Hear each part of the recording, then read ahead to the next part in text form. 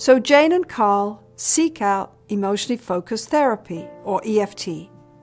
Before their first therapy session, Jane lies in an MRI machine for a brain scan. She's signaled that a shock to her ankles might be coming. Alone in the machine, her brain lights up like the 4th of July sky, and if and when the shock comes, she reports, it hurts. When a stranger holds her hand, the results are the same.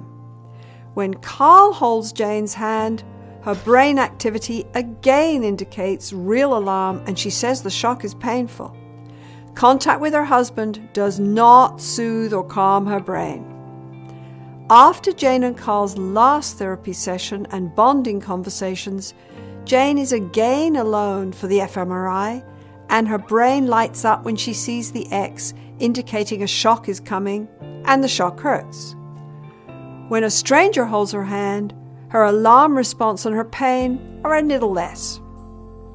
But this time, when Carl holds Jane's hand and she sees the X, there's a powerful difference.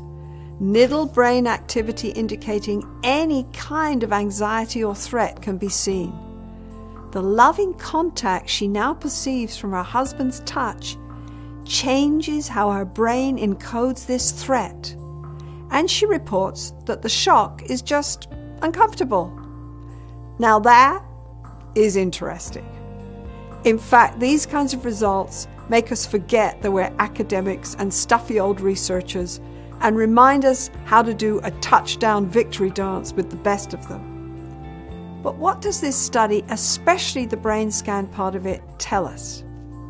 First, that when we make sense of love, we can tune into the attachment channel and shape loving feelings in therapy. Yes, you can evoke this mysterious thing called love just by talking in a new way, a deeper, more emotional way with each other. And when we shape this connection, we can change the way our brains respond to threat and pain.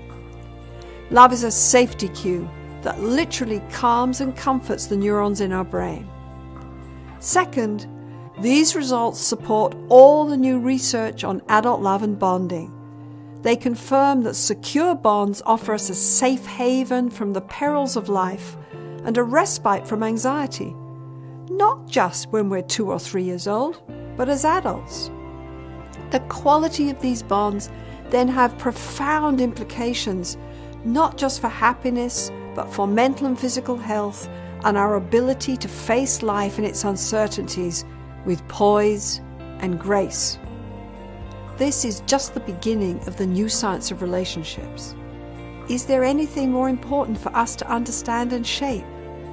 We all fear facing life alone, and we all long for loving connection, a hand to hold that changes our world into a safer place and soothes our brain.